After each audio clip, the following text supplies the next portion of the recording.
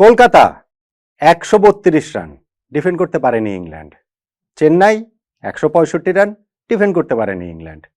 Rajkot ১৭১ run এইবার ঠিকই defend করলো। ভারতের বিপক্ষে তৃতীয় টি-20 ম্যাচ ২৬ রানে জিতে নিল ইংল্যান্ড এবং তার মাধ্যমে সিরিজে তারা ফিরে এলো প্রবলভাবেই। ৫ ম্যাচের টি-20 সিরিজে ভারত এখনও ২-১ ব্যবধানে এগিয়ে, কিন্তু এই যে তৃতীয় টি-20 ম্যাচ ২৬ রানে জয়ের মাধ্যমে ইংল্যান্ড এখন সিরিজটাকে জমিয়ে তুলল দারুণভাবে। রাজকোটের এই তৃতীয় টি-20 ম্যাচ ইংল্যান্ডের কি আসলে জেতার কথা ছিল? মানে ১৭১ রান ডিফেন্ড করে জেতার কথা নাকি ভারতের এই ব্যাটিং লাইন আপের বিপক্ষে, স্পেশালি ম্যাচের একটা সময় পর্যন্ত যেই অবস্থাটা ছিল সেইখান থেকে ইংল্যান্ড ম্যাচটা আসলে কিভাবে জিতে গেল? শেষ পর্যন্ত যখন আপনি দেখবেন ২৬ রানে জিতেছে টি-20 ম্যাচে, এটা একটা কমফোর্টেবল ভিক্টরি। এত কমফোর্টেবল ভিক্টরি অন্তত পক্ষে হবার কোনো কারণ ছিল না। ইংল্যান্ড কিভাবে সেটা করে দেখালো, কোনটা এই ম্যাচের টার্নিং পয়েন্ট, আমার সঙ্গে একটু মিলিয়ে দেখতে পারেন। দেখুন, যেটা বলছিলাম ১৭১ রান ইংল্যান্ডকে ডিফেন্ড করতে হবে। আগের দুইটা ম্যাচের হিস্ট্রি যদি ধরেন, কলকাতার প্রথম টি-20 ম্যাচে ১৩২ রান ডিফেন্ড করে তারা ধারে কাছেও যেতে পারেনি, কিন্তু সেকেন্ড ম্যাচটা জমিয়ে তুলেছিল, বেশ জমিয়ে তুলেছিল। এমনকি ওই ম্যাচটা তারা জিতেও যেতে পারত যদি না তিলক ভার্মা ওই দিন বিরাট কোহলি হয়ে উঠতেন। দারুণ একটা সেই কোহলি সুলভ ইনিংস খেলে দলকে গাইড করেছেন জয়ের পথে। ২ উইকেটের একটা রুদ্ধশ্বাস জয় ভারত পেয়েছে। এখন এই তৃতীয় টি-20 ম্যাচে যখন ইংল্যান্ড ১৭১ রান করেছে, ভারতের ব্যাক অফ দ্য মাইন্ডে সেকেন্ড টি-20 অবভিয়াসলি ছিল, কিন্তু তারা তো একভাবেই খেলে। এখনকার টি-20 ক্রিকেট ওই যে ওই অ্যাটাকিং ক্রিকেটের মন্ত্রের বাইরে অন্য কোনো কিছু ভাবারই সুযোগ নেই। দেখুন, পাওয়ার প্লেতে ভারত তিনটা উইকেট হারিয়ে ফেললো, সঞ্জু স্যামসন, অভিষেক শর্মা, সূর্যকুমার যাদব। কিন্তু ওই যে পাওয়ার প্লে ৬টা ওভারে ৫১ রান হয়ে গেছে, 3টা উইকেট হারালেও সেইটা আসলে খুব একটা ম্যাটার করছিল না। ১৭২ রান চেস করতে নেমে পাওয়ার প্লেতে ৫১ রান তোলাটাই গুরুত্বপূর্ণ। এরপরে গিয়ে ভারত কিন্তু আরো উইকেট হারছে, স্পেশালি তিলক ভার্মার যে উইকেটটা নিয়েছেন আদিল রশিদ, বিউটিফুল একটা ডেলিভারিতে তিলক ভার্মাকে তিনি আউট করে দিয়েছেন। কোনো জবাবই এই ইনফর্ম ব্যাটসম্যানের কাছে ছিল না। এরপরে যখন ওয়াশিংটন সুন্দর আউট হয়ে গেলেন ৮৫ রানে, ভারতের ৫ উইকেট পড়ে গেল। ওই সময়টা গিয়ে কিন্তু ভারত একটুখানি নড়বড়ে হয়ে যায়।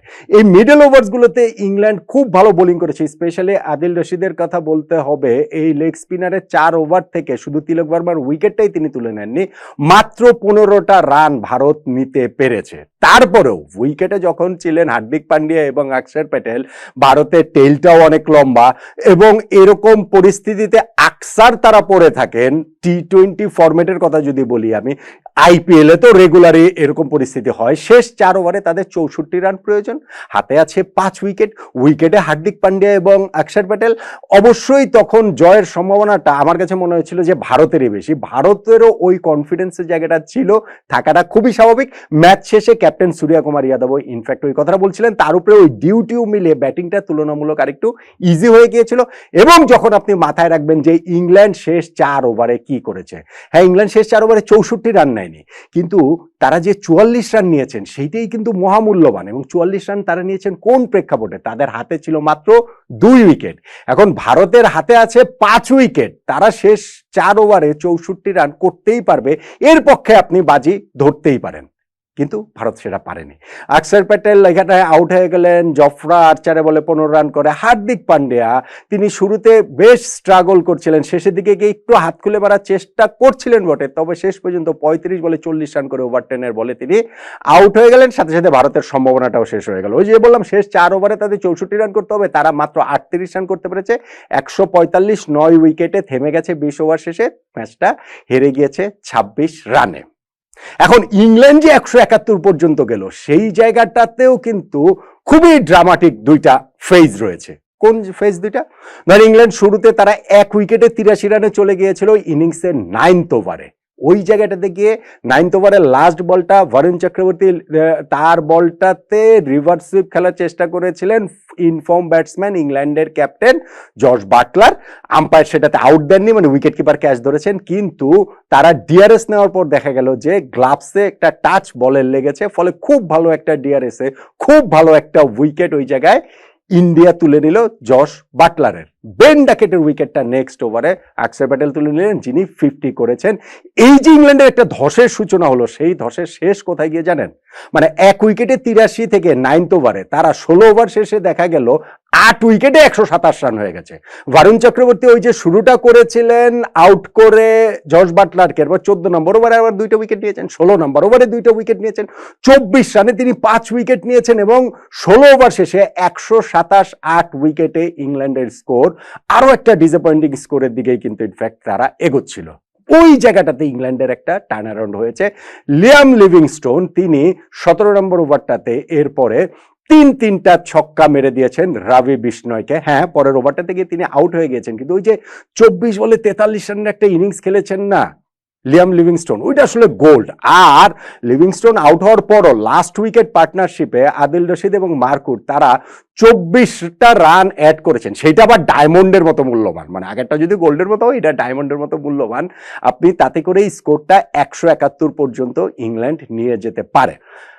171 করে সেইটা জয়ের জন্য গুড এনাফ কিনা, ধরেন প্রথম 2টা টি20 ম্যাচের হিসাব যদি আপনি ধরেন যে 132 গুড এনাফ হয়নি, 165 গুড এনাফ হয়নি, তবে 165 তারা করে জেতার জন্য ইন্ডিয়াকে ব্যাপক কাঠখড় পোড়াতে হয়েছে। এবং তিলক ভার্মার সেই ইনিংসটা না হলে, ইনফ্যাক্ট লাস্টের দিকে গিয়ে রবি বিষ্ণয় তাকে ওই যে 2টা 4 মেরে দিয়েছেন, তাকে ওরকম সাপোর্টটা না করলে হয়তোবা ওই ম্যাচটাও ভারতের জেতা হতো না। আর ভারতের তো একটা কনফিডেন্সের ব্যাপার তো রয়েছেই, 2023 সালের নভেম্বর থেকে তারা ঘরের মাটিতে টি20 ম্যাচ হারেনি। আর আরেকটা জিনিস হচ্ছে যেটা বলতে ভুলে গিয়েছিলাম, যে ইন্ডিয়ার এই ম্যাচ আরেকটা সিগনিফিকেন্ট ব্যাপার, মোহাম্মদ শামির মাঠে ফেরা। সেই যে 2023 ওয়ানডে ওয়ার্ল্ড কাপের ফাইনালটা তিনি খেলেছিলেন, সেই দীর্ঘ একটা সময় পর 2023-এর সেই নভেম্বরের পর একটা দীর্ঘ সময় পর 14-15 মাস পর তিনি আবারও ইন্টারন্যাশনাল জার্সিতে ভারতের গায়ে খেলেন। খুব উইকেট তিনি পাননি, 3টা ওভার বোলিং করেছেন, 25 রান দিয়েছেন, কিন্তু শামির ফেরাটা ভারতের জন্য নিঃসন্দেহে একটা স্বস্তির ব্যাপার। ইনফ্যাক্ট যখন তারা ইংল্যান্ডের ওই শেষ দিকের ব্যাটিংয়ে তারা যখন শেষ 4 ওভারে 1 উইকেট হারিয়ে 2 উইকেট হাতে নিয়ে ঢুকেছিল, তো 1 উইকেট হারিয়ে 44 রান তুলেছে, তারপরেও ওই যে 171 রান ইংল্যান্ডকে আটকে রেখেছে, ভারতের তাতে কনফিডেন্ট থাকারই কথা ছিল। শেষ পর্যন্ত গিয়ে সেই কনফিডেন্সে কাজের কাজ কিছু হয়নি, ইংল্যান্ড 26 রানে জিতে এই সিরিজটা তারা একেবারে দারুণভাবে জমিয়েই তুলেছে। এখন তাহলে টার্নিং পয়েন্ট কোনটাকে বলবেন? দেখুন, ইংল্যান্ড যদি হেরে যেত তাহলে আমি টার্নিং পয়েন্ট খুব সহজেই বলতাম তাদের ওই ব্যাটিং ধসটাকে। 1 উইকেটে 83 থেকে 8 উইকেটে তারা যে 127 রানে পরিণত হয়েছে সেইটা। যেহেতু ইংল্যান্ড জিতে গিয়েছে, সেক্ষেত্রে লাস্ট 4টা ওভারে তারা যে 44 রান অ্যাড করেছে, এইটাকে টার্নিং পয়েন্ট বলবেন? পাওয়ার প্লেতে যে ভারতের 3টা উইকেট তুলে নিয়েছে, এইটাকে টার্নিং পয়েন্ট বলবেন? নাকি তিলক ভার্মা, ইনফর্ম তিলক ভার্মার খুবই গুরুত্বপূর্ণ উইকেটটা খুবই দুর্দান্ত একটা বলে যে আদিল রশিদ তুলে নিয়েছে, সেইটাকে বলবেন? নাকি ভারতের শেষ 4 ওভারের ব্যাটিংটাকে বলবেন, যখন ভারতের জয়ের সম্ভাবনা থেকেও 64 রান প্রয়োজন, হাতে 5 উইকেট নিয়ে তারা মাত্র 38 রান করতে পেরেছে 4 উইকেট হারিয়ে, ওইটাকে আসলে বলবেন? এন্ড অফ দ্য ডে গিয়ে আমি আসলে ডিফারেন্সটা যদি বলি, টার্নিং পয়েন্ট মানে তো ওই যে ডিফারেন্স মেকিং যে জায়গাটা, সেটা আমার কাছে 2 দলের ইনিংসের লাস্ট 4টা ওভার। ইংল্যান্ডের ইনিংসের শেষ 4 ওভারে তারা 1 উইকেটে 44 রান করেছে, 1 উইকেট হারিয়ে, এবং 8 উইকেট হারিয়ে তারা ঢুকেছিল, এটা মাথায় রাখতে হবে। আর ভারত তাদের ইনিংসের শেষ 4 ওভারে ওই 64 রানের প্রয়োজনীয়তাটা মেটাতে পারেনি, হার্দিক পান্ডিয়া, আকসার প্যাটেলরা উইকেটে থাকা সত্ত্বেও। 2 দলের ইনিংসের শেষ 4